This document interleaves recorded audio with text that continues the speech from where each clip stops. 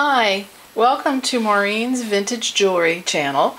Today we're going to look at Downton era jewelry. That means jewelry from the 1920s. Right now is our design inspiration and resource. We're looking at the Delineator magazine from June 1926. The magazine was published by the Butterick Pattern Company of New York, and we'll start by looking in the back here at a socialite. This is Miss Camilla Livingston, who the caption tells us is a descendant of one of the distinguished old families which helped settle Manhattan 3 centuries ago. Camilla is wearing a very long necklace that's wrapped around her neck, and then it dangles lower. And we can see that also in another illustration here for hole-proof hosiery. One of the women is wearing, let's see if I can get this better look for you. One of the women is wearing a short necklace, the one on the left, and the other woman is wearing a very long necklace.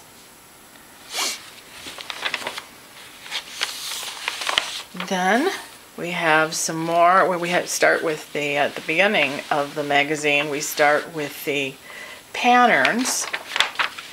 And here's a nice page in color, and we see both short necklaces pictured on the models, and on these long frocks we see the long necklaces. Long look, dropped waists, some bows, big picture hats. And so let's look at some jewelry from that era. One type of jewelry I think we're all pretty familiar with are the glass beads. I met a lady who was working in one of the charity shops in town. She told me that she was 90, and that when she graduated high school, this was 5 or 6 years ago, when she graduated high school, she went to the dime store and bought glass beads in all lengths. So if I can find these clear ones. Now here's another beautiful glass necklace. This glass necklace is hot pink beads strung on a chain. There are pink spacers and a very pretty clasp that is very delicately tooled. It's brass. The findings are brass.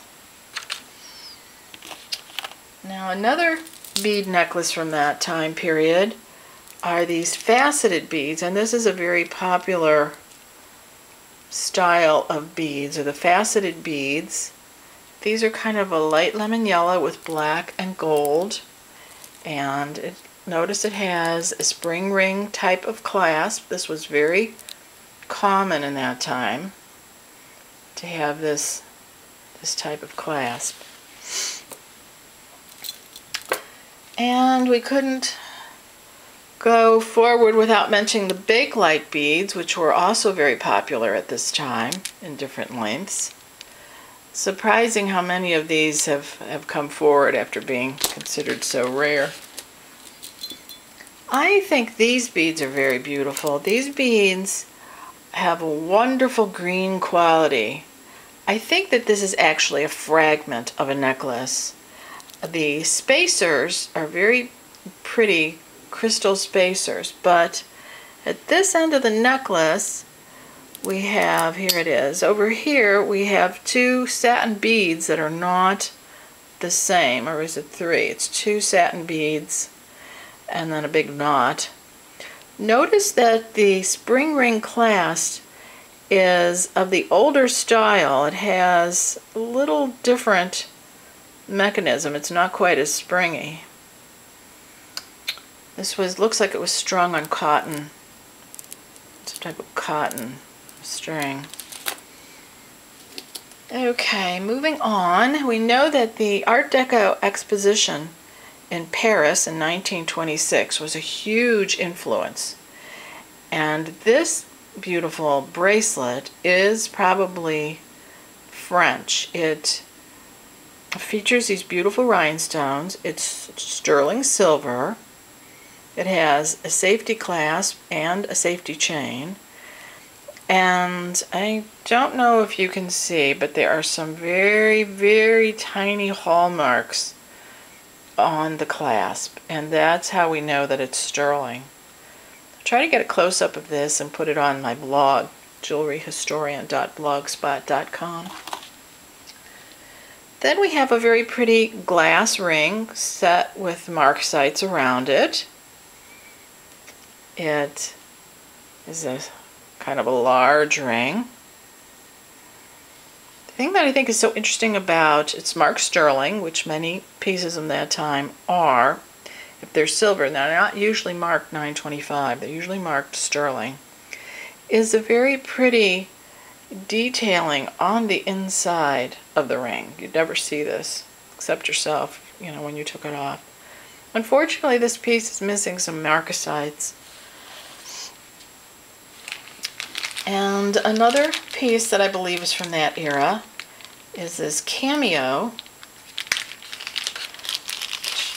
I'd like to show you. This is a cameo of Celine Luna. She has the moon on her head.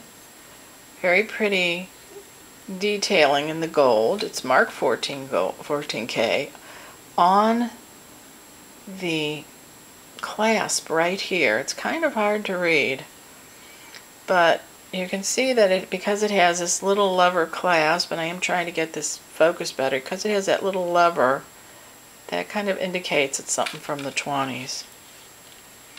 Pretty, pretty piece. Found at a church rummage sale.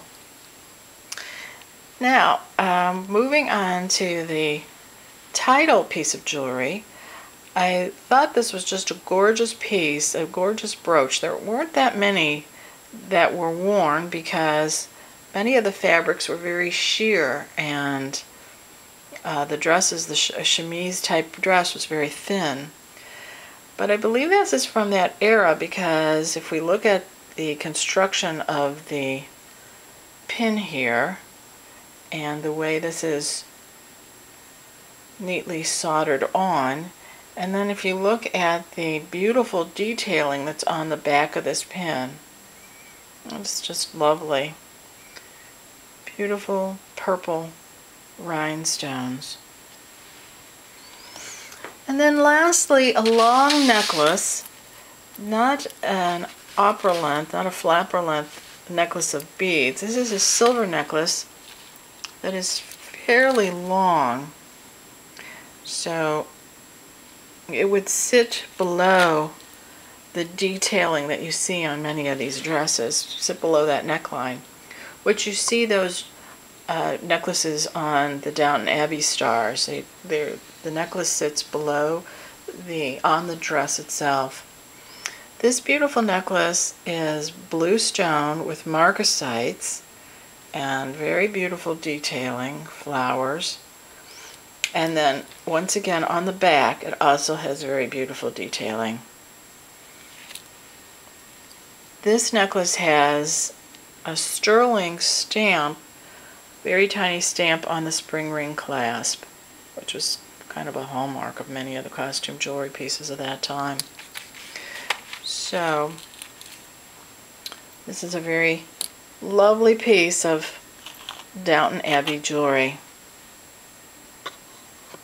Enjoy and check out my ebook, Costume Jewelry Field Guide, on Amazon, and the jewelry that I have for sale as the Plein Air Painter on eBay.